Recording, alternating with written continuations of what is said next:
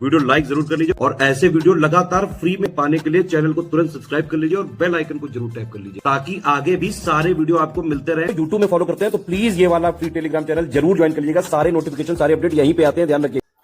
नमस्कार दोस्तों, आप सभी का स्वागत है स्टडी फॉर एग्जाम्स में। दोस्तों, जैसा कि आप लोग जानते हैं कि UP triple S C PT 2025 का जो नोटिफिकेशन है वह आ चुका है।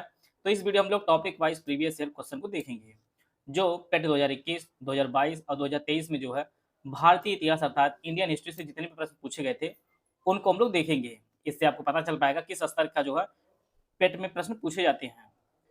UP triple S C PT 2025 में अधिकतम मार्क्स स्कोर के लिए जो है ज्वाइन करें हमारा पेट 2025 का पेड बैच। कोई भी जानकारी आप लेना चाहते हैं इससे संबंधित तो ये हमारे 3 दिए गए नंबर है 8564880530, 7523864455 और 9696066089 3 नंबर दिए गए हैं। इस पे कॉल व्हाट्सएप कर जो है जानकारी प्राप्त कर सकते हैं। तो आइए हम लोग देखते हैं पहला प्रश्न। शिवाजी की मृत्यु के बाद मराठा राज्य में प्रभावी शक्ति चित्पावन ब्राह्मणों के एक परिवार के पास थी जिन्होंने शिवाजी के उत्तराधिकारियों को पेशवा या प्रधानमंत्री रूप में सेवाएं दी थी। कौन सा शहर मराठा साम्राज्य की राजधानी बन गया? तो यह जो बना था यह आपका पूना बना था। इसका जो ऑप्शन डी है वो आपका सही आंसर है। महावीर स्वामी को जिन के नाम से जाना जाने लगा, जिन का अर्थ आपको बताना है। जिन का जो अर्थ होता है वह विजेता होता है। ऑप्शन ए जो है इसका सही आंसर है। जैसा कि अशोक के शिलालेखों में उल्लेख किया गया है कि मौर्य साम्राज्य में राजधानी पाटलिपुत्र और अन्य 4 प्रांतीय केंद्रों सहित 5 प्रमुख राजनीतिक केंद्र थे। इनमें से कौन सा प्रांतीय केंद्र नहीं था? तो इसका जो सही आंसर है वो ऑप्शन डी जो है इंद्रप्रस्थ जो है इन चारों प्रांतीय केंद्रों में जो है शामिल नहीं था। तो इसका जो ऑप्शन डी है वो आपका सही आंसर है। ऋग्वेद में विश्वामित्र नामक एक ऋषि और किन 2 नदियों के बीच संवाद है? तो इसका जो सही आंसर है वो ऑप्शन बी ब्यास और सतलज 2 नदियों के बीच जो है संवाद है। इसका जो ऑप्शन बी है वो आपका सही आंसर है। 1722 में की सूबेदारी सवाई राजा सिंह को दी गई थी। तो यह जो सूबेदारी दी गई थी वह आगरा की दी गई थी। इसका जो ऑप्शन डी है वो आपका सही आंसर है। स्वतंत्र भारत में उत्खनन किया गया पहला हड़प्पा स्थल कौन सा था? कालीबंगा, देसलपुर, लोथल, रोपड़। इसका जो सही आंसर है वो ऑप्शन डी रोपड़ है। ये आपके पंजाब में पड़ता है। डी ऑप्शन इसका सही आंसर है।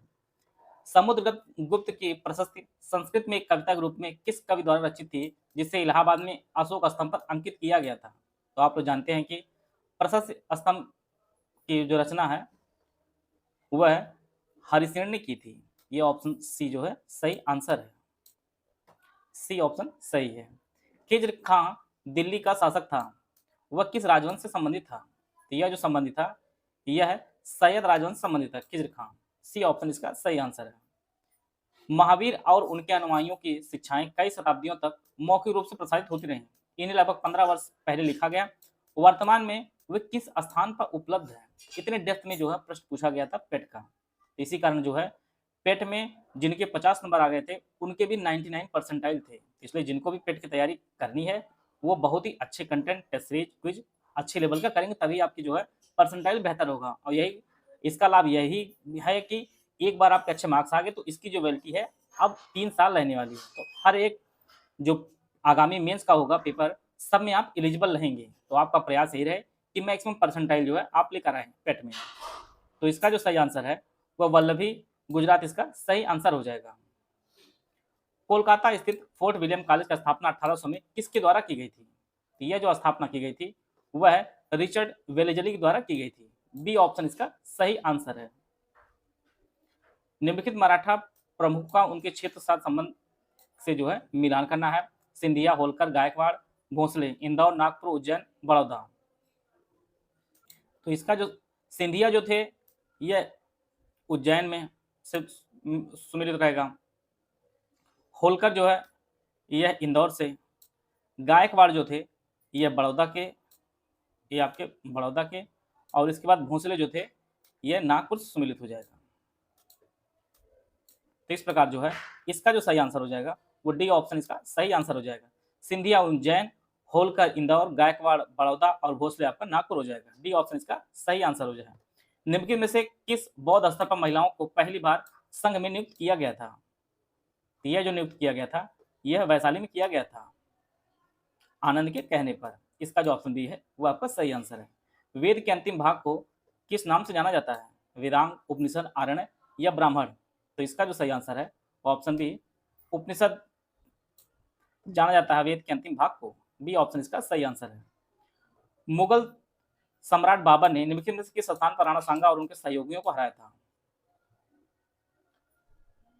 तो बाबर ने राणा सांगा को खानवा के युद्ध में हराया था। इसका जो ऑप्शन ए है वो आपका सही आंसर है। अकबरनामा का खंड अकबर के प्रशासन, घर, सेना, राजस्व, आय और उसके साम्राज्य के भूगोल से संबंधित है, जिसे आईन अकबरी के नाम से जाना जाता है। तो यह कौन सा खंड है? इतना डेप्थ में जो है पेट के प्रश्न पूछे गए हैं।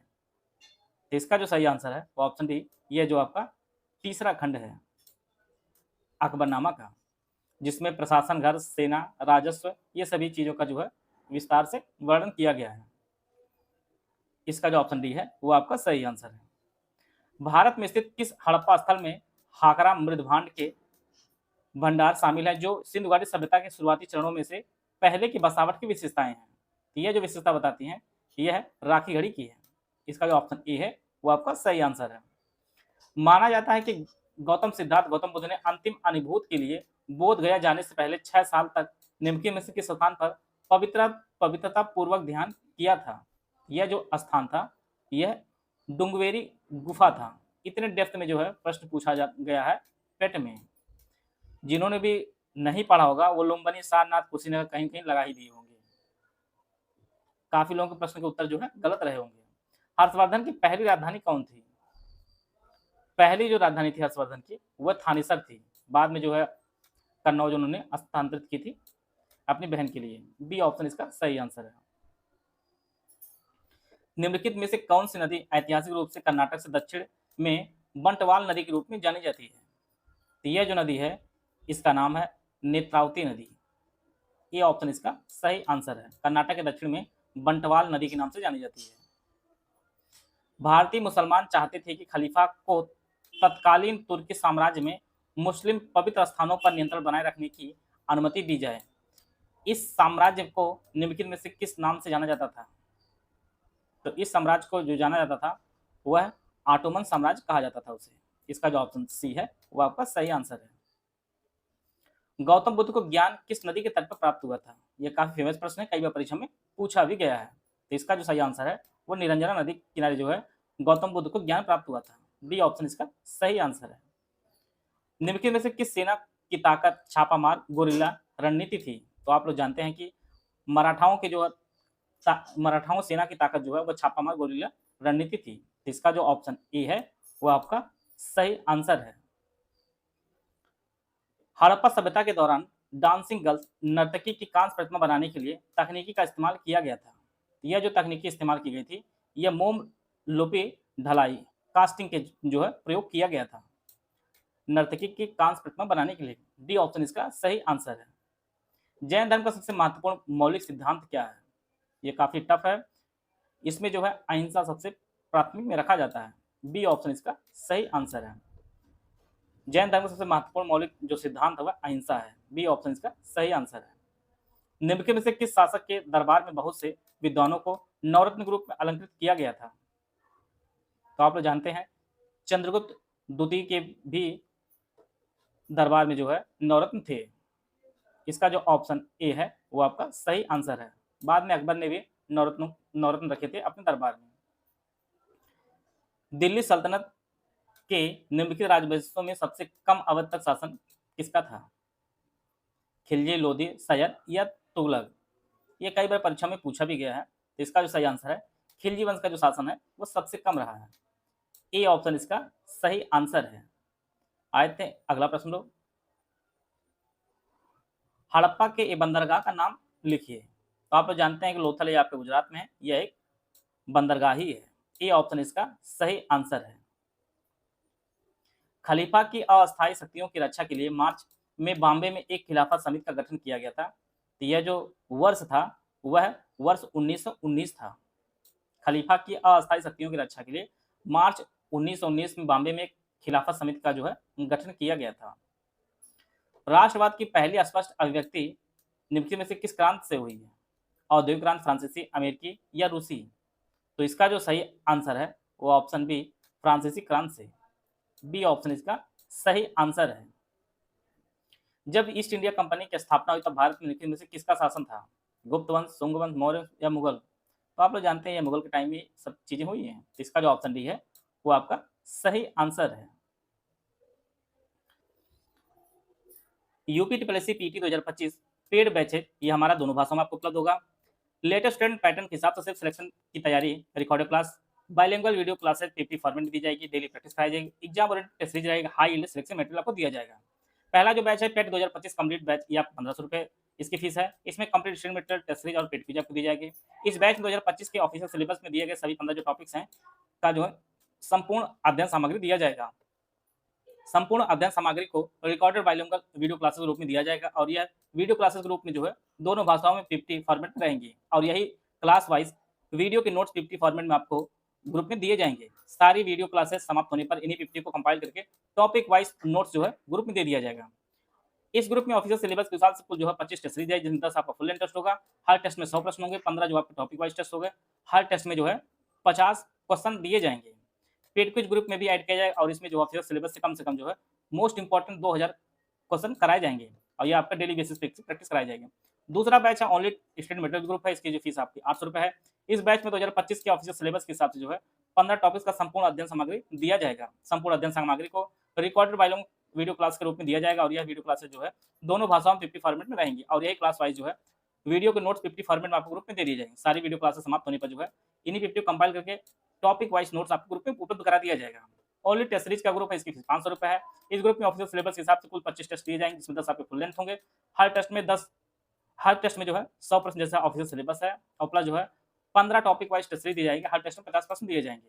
ओनली पेड क्विज ग्रुप 500 रुपये का है। पेड क्विज ग्रुप में भी ऐड किया जाएगा और इसमें जो ऑफिशियल सिलेबस से जो है कम से कम 2000 प्रश्नों की मोस्ट इंपोर्टेंट क्वेश्चन की जो है डेली बेसिस पर प्रैक्टिस कराई जाएगी।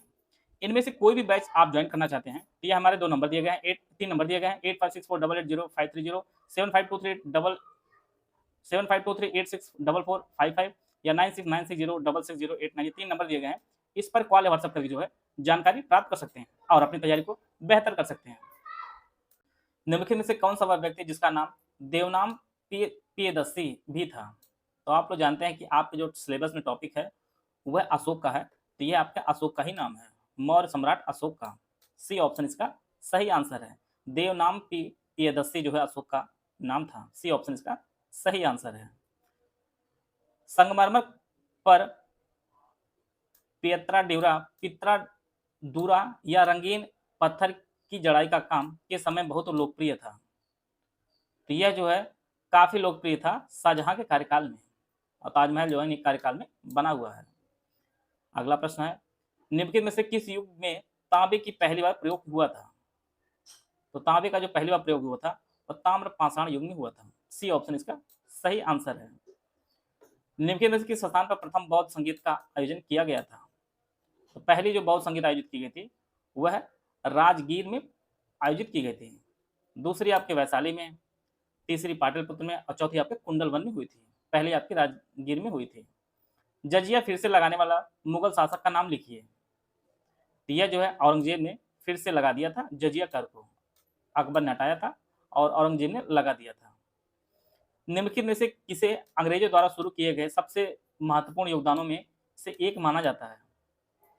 तो सबसे अधिक महत्वपूर्ण हमारे रेलवे है, यही माना जाता है। सी ऑप्शन इसका सही आंसर है। पंचतंत्र की कथाएं किसके द्वारा लिखी गई थी?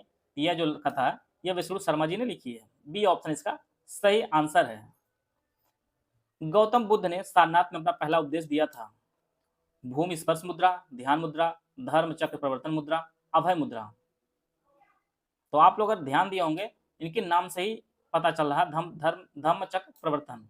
यह जो है कई बार परीक्षा में पूछा भी गया है, तो सी ऑप्शन इसका सही है। धम्म चक्र प्रवर्तन मुद्रा में जो है सारनाथ में गौतम बुद्ध जी ने पहला उपदेश दिया था। सी ऑप्शन इसका सही आंसर है।